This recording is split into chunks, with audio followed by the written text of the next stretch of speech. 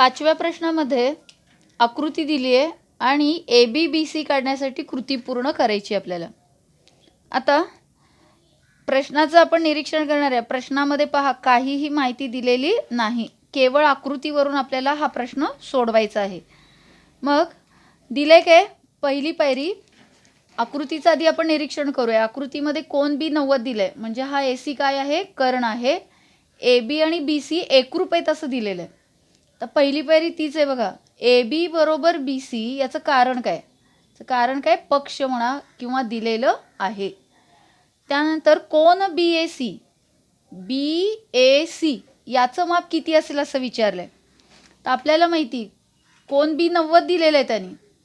ह्या दोन बाजू जर समान असतील तर एकरूप बाजूंसमोरील कोन सुद्धा काय असतात, एकरूप.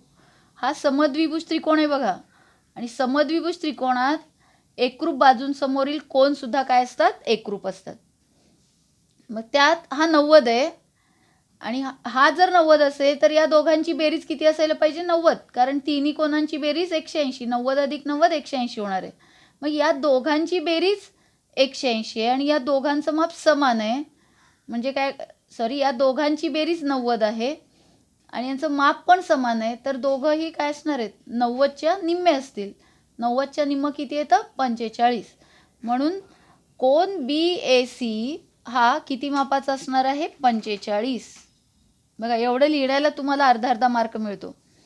म्हणून ए बी बरोबर बी सी, ए बी आणि बी सी समान आहेत आणि दोन्हीही किती मापाच्या कोनासमोरील बाजू आहेत, 45 अंशाच्या कोनासमोरील बाजू.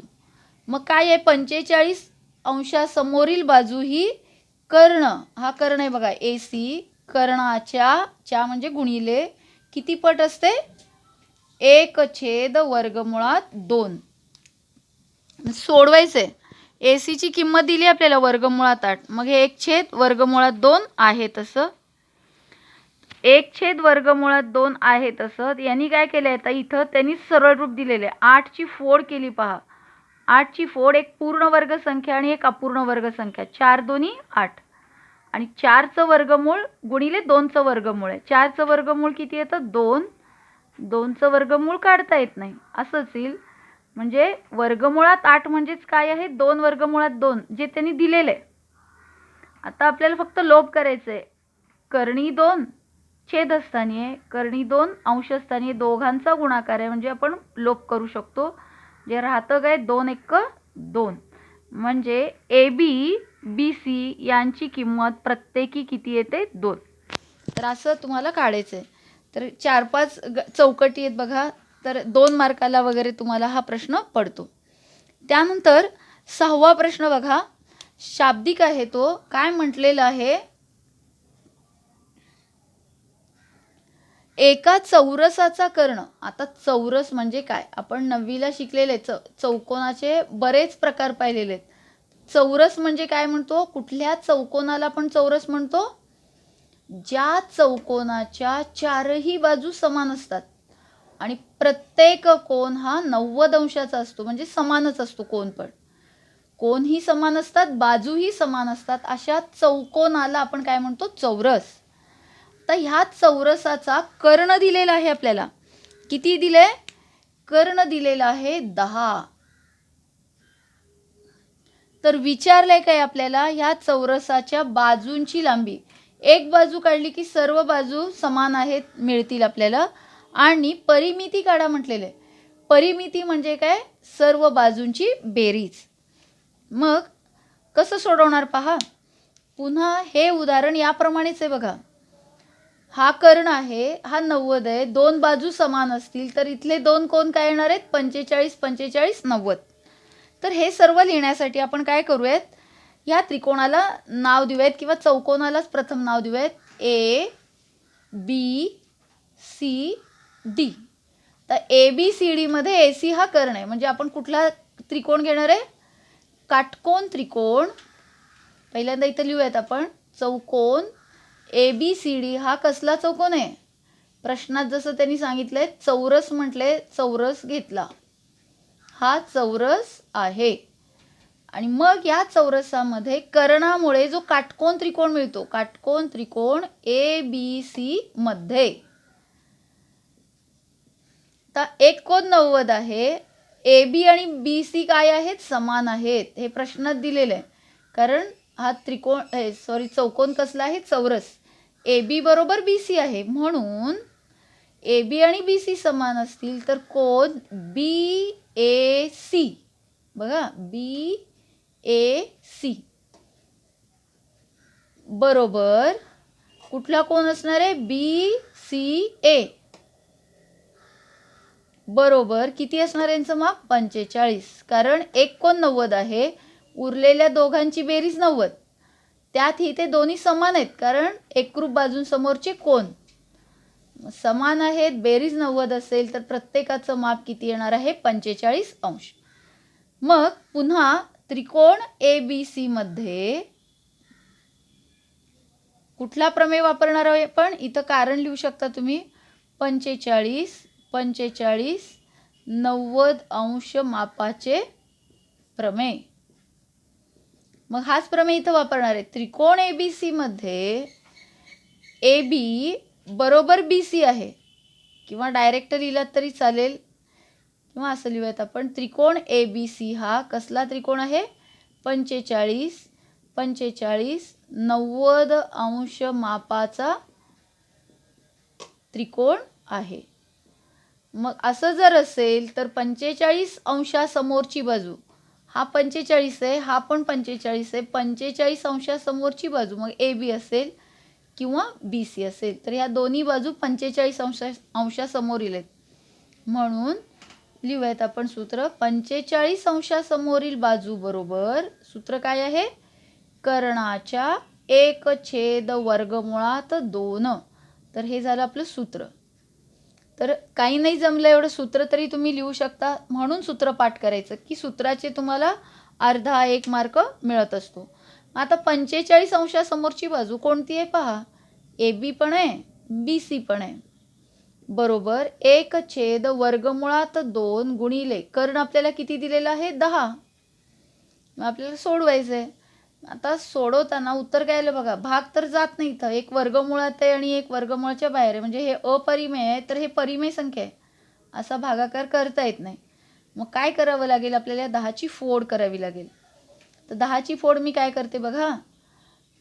5 दोन्ही 10 आणि ह्या 2ची फोड करते परत.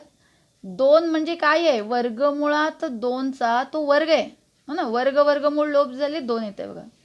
म्हणजे वर्गमुळात 2 गुणिले वर्गमुळात 2. हे कळतंय का बघा डायरेक्ट? नाही म्हटलं तर एक पायरी वाढवा. छेद वर्गमुळात 2 5 गुणिले 2 म्हणजेच काय आहे? वर्गमुळात 2 गुणिले वर्गमुळात 2 आहे. छेद वर्गमुळात 2. काय होईल? 1 वर्गमुळात 2चा लोप होईल. म्हणजे काय मिळतं आपल्याला उत्तर पहा. म्हणून ए बी बरोबर बी सी बरोबर, त्याला काय काढायचं आहे? ए बी बरोबर बी सी बरोबर किती मिळालं? 5 वर्गमुळात 2. वर्गमुळात 2 लोप झाले बघा. म्हणजे उत्तर काय मिळालं पहा आपल्याला. प्रश्नात आपल्याला काय म्हटलंय? चौरसाची बाजू काढा म्हटलंय.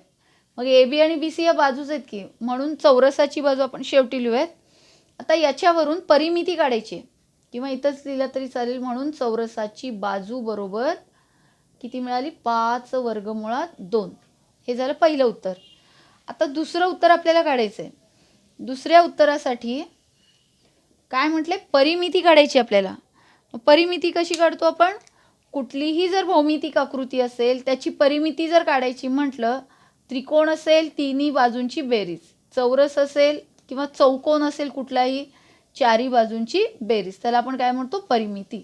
इथंही परिमिती काढूयात. म्हणून परिमिती बरोबर सूत्र काय लिहिणार? सर्व बाजूंची बेरीज. आता 3 आहे का 4 आहे ते तुमचं तुम्ही ठरवायचं. म्हणून हे इन जनरल मी सूत्र द्यायले. परिमिती म्हणजे काय लिहिणार? सर्व बाजूंची बेरीज. त्रिकोणालाही लागू होतं हे सूत्र, चौकोनालाही लागू होतं. मग आता चौरसाची एक बाजू मिळाली आपल्याला 5 वर्गमुळात 2. अशा 4 बाजू आहेत, हो की नाही? मग सगळ्यांची अशी बेरीज करा. 2 पद्धती आहेत बघायला, दाखवते तुम्हाला. चारी बाजूंची बेरीज, किंवा चौरसासाठी स्पेशली चौरसाच्या परिमितीचं सूत्र आहे. चौरसाची परिमिती बरोबर चारी बाजू समान असल्यामुळे बाजू अधिक बाजू अधिक बाजू अधिक बाजू, चारी बाजू समान आहेत. 4 वेळा बेरीज करण्याऐवजी 4 गुणिले बाजू असंही केलं जातं बघा. 5 5 5 5 20 येते बेरीज. 4 वेळा आली की नाही, म्हणून 5 गुणिले 4 असं 4 गुणिले बाजू लिहिलं तरी चालतं, किंवा असं लिहिलं तरी. बघा कुठलं सोपं जातं तुम्हाला, हेच लिहायचं का? ठीक आहे, पण हे सूत्र लिहून घ्यायचं आहे सर्व बाजूंची बेरीजचं. तर काय लिहिणार आपण? 4 गुणिले बाजू. फक्त चौरसासाठी हे वापरायचं आहे. 4 गुणिले बाजू किती आहे? 5 वर्गमुळात 2. गुणाकार करा, 4 पंचे 20 वर्गमुळात 2. म्हणजे आपलं उत्तर काय आलं? परिमिती किती येते? 20 वर्गमुळात 2. तर या पद्धतीनं आपल्याला उत्तर पूर्ण करायचं आहे. लक्षात येते? तर हा सुद्धा प्रश्न बऱ्याचदा विचारला जातो. इथं आता तुम्हाला कर्ण दिलंय, कधी बाजू देतात, बाजूवरून कर्ण विचारतात, मग त्यालाही हेच सूत्र वापरणार आहे. बाजू दिलेली असते, कर्ण काढायचा असतो. या वर्गमुळात 2ला इकडं पाठवलं की उत्तर मिळतं तुम्हाला. तर अशा पद्धतीनं हे 6वं उदाहरण पहा. त्यानंतर 7व्या प्रश्नात काय विचारले बघा. पुन्हा आकृती दिलेली आहे, तर आकृतीचं निरीक्षण करायचं आहे सर्वांनी. आकृतीमध्ये कुठला त्रिकोण दिलेला आहे आपल्याला?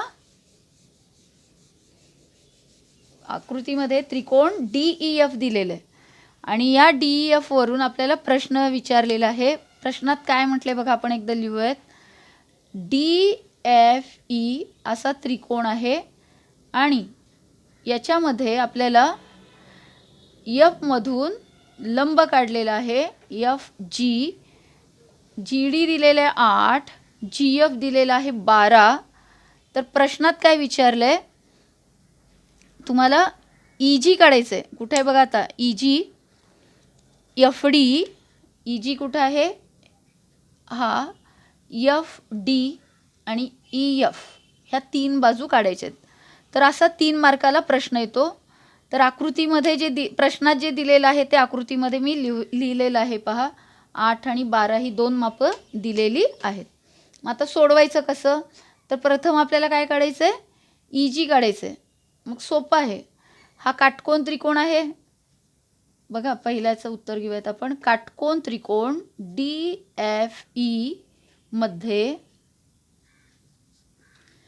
FG, F पासून काढलेला लंब आहे. कुठल्या बाजूवर काढलेला आहे? ED या बाजूवर काढलेला आहे. तर असं जर असेल की काटकोन त्रिकोणामध्ये कर्णावर जर लंब काढलेला असेल, तर भूमिती मध्याचा प्रमेय काय सांगतो की भूमिती शिरोलंबाचा वर्ग. तर शिरोलंब कोण आहे? GF. प्रश्नात काय दिलं? FG दिलं. ठीक आहे, FGचा वर्ग बरोबर उरलेल्या 2 बाजू कर्णाच्या, उरलेले जे खंड आहेत कर्णाचे, DG गुणिले GE किंवा EG विचारले तर EG घ्या. तर असं का लिहिलं? कारण भूमिती मध्याचा प्रमेय हा, की भूमिती मध्याचा प्रमेय काय सांगतो? जर कर्णावर लंब काढला तर त्या शिरोलंबाचा वर्ग हा कर्णाच्या 2 भागांच्या गुणाकारा इतका असतो. आता दिले काय काय ते किमती ठेवूयात. FG दिलेले आपल्याला 12चा वर्ग बरोबर DG किंवा GD दिलेला आहे 8, आणि EG काढायचं आहे आपल्याला. मग 8ला पाठवा इकडं. बघा मी आता एकाच वेळी 2 पायऱ्या करते. 12चा वर्ग 144, आणि हा गुणिलेचा 8 बरोबरच्या डाव्या बाजूला येताना काय होणार? भागिले 8 बरोबर EG. भाग घाला इथं. 4ने जातो का? 8ने जातो का? बघा 8 1 8, 8ने जातो बघा. 8 1 8, 14तून 8 गेले 6 उरतात. 8 8 64. म्हणजे EG किती मिळालं आपल्याला? 18. तर EG मिळाला, म्हणजे पहिला घटक आपल्याला जो विचारला होता तो मिळाला 18. त्यानंतर आता दुसरा आकडा आपण काढूयात. पहिला आकडा काढला EG विचारलं होतं, काढलं. आता DF आणि EF काढायचं आहे. मग हा जर काटकोन त्रिकोण घेतला आपण, कुठला बघा, त्रिकोण DGF. ह्या त्रिकोणात आपल्याला काढायचं आहे काय, DF काढायचं आहे. दोन बाजू दिलेले आहेत. पायथागोरसच्या प्रमेयानं पण काढू शकतो. काय म्हणणार मग पायथागोरसचं प्रमेय, DFचा वर्ग बरोबर DGचा वर्ग अधिक, हे बघा हा 90 अंशासमोरील बाजू कर्ण आहे, कर्णाचा वर्ग बरोबर काटकोन करणाऱ्या बाजूंचा वर्ग त्याची बेरीज, म्हणजे DGचा वर्ग अधिक GFचा वर्ग. कारण काय, पायथागोरसचे प्रमेय. आता शॉर्टमध्ये लिहिलंय, तुम्ही पूर्ण लिहायचं आहे. आता DG किती आहे, 8 त्याचा वर्ग अधिक 12चा वर्ग. 8चा वर्ग येतो 64, 12चा वर्ग येतो 144. ही बेरीज बघा किती येते, 4 आणि 4 8, 6 आणि 4 10, 208. आपल्याला काढायचं आहे DFचा वर्ग मिळाला आपल्याला. तर ह्या DFची आपल्याला फोड करावी लागेल. 208चे अवयव पाडावे लागतील, एक पूर्ण वर्ग आणि दुसरं अपूर्ण वर्ग. मग आता सरळ तुम्हाला जर लक्षात येत नसेल तर अवयव पाडू शकता तुम्ही. तर 8ने भाग जातो का, 8ने भाग जातो बघा. 8 दोन्ही 16 किंवा 4 4ने घालत जाऊयात आपण. 4 पंचे 20, 4 दोन्ही 8, पुन्हा 4ने जातो बघा. 4 एक 4, 4 त्रिक 4 एक 4, 4 त्रिक 12 आणि 13 एक 13. म्हणजे हे 2 4 ऐवजी 1 4 आपण घेऊ शकतो. म्हणजे फोड काय करणार, 4 चोक 16 गुणिले 13. तर 16 गुणिले 13 जर लिहिलो आपण, वर्गमूळ काढायलो आपण, 16 गुणिले 13. 16 वर्गमुळाच्या बाहेरील 4 येतं, 4 वर्गमुळात 13. म्हणून DFची किंमत किती मिळाली आपल्याला, 4 वर्गमुळात 13. आता याच पद्धतीनं आपल्याला EF काढायचं आहे. EF तुम्ही काढता. EF काय आहे, कुठला त्रिकोण घ्यावा लागेल त्यासाठी आपल्याला बघा, तिसऱ्या याच्यामध्ये त्रिकोण EGF यामध्ये घ्यावा लागेल. पुन्हा पायथागोरसचंच प्रमेय आपण वापरणार आहोत. काय पायथागोरसचं प्रमेय, कर्णवर्ग. कर्ण कोण आहे बघा, हा 90 आहे, तर कर्ण कोण आहे, EF. EFचा वर्ग बरोबर सांगा, EGचा वर्ग अधिक GFचा वर्ग. याचंही कारण काय येणार, पायथागोरसचे प्रमेय. मग किमती ठेवा. EG आहे 18चा वर्ग अधिक GF आहे 12चा वर्ग. 18चा वर्ग पाठ आहेत सगळ्यांना, 324 अधिक 12चा वर्ग येतो 144. बेरीज बघा, 4 आणि 4 8, एकक स्थानाची एकक स्थानाशी बेरीज करायचं. दशक स्थान 4 आणि 2 6, 3 आणि 1 4, 468 आलं. तर EF काढायचं आपल्याला. वर्गमूळ जर काढायचं असेल तर पुन्हा अवयव काढावे लागतील 468चे. 4ने भाग जातो का बघा, 4 एक 4, 4 एक 4, बाकी उरते 2, 4 7 28. सॉरी 4 येणार इथं. तर 117च आहे बघा. 117ला 13 9 17 म्हणतो आपण. 9ने भाग जाईल, 9 एक 9, 2 उरली बाकी, 9 त्रिक 27, 13 एक 13. म्हणजे याचे अवयव काय पडले, EF बरोबर, इकडे घेऊयात आपण,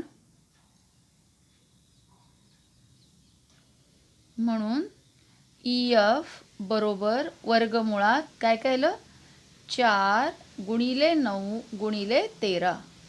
आता वर्गमुळाच्या बाहेर हा 4 आला की काय होणार आहे, 2. 9 सुद्धा वर्गमुळाच्या बाहेर काढायचं म्हटलं की काय होणार, त्याचं वर्गमूळ लिहायचं. 9चं वर्गमूळ काय होणार, 3. तर 13चं वर्गमूळ निघत नाही, त्याला ठेवून टाका असंच वर्गमुळात. म्हणजे काय आलं, 2 त्रिक 6 वर्गमुळात 13. तर ही कोणाची किंमत मिळाली आपल्याला, EFची. तर अशा पद्धतीनं आपल्याला ह्या दोन्ही किमती मिळतात.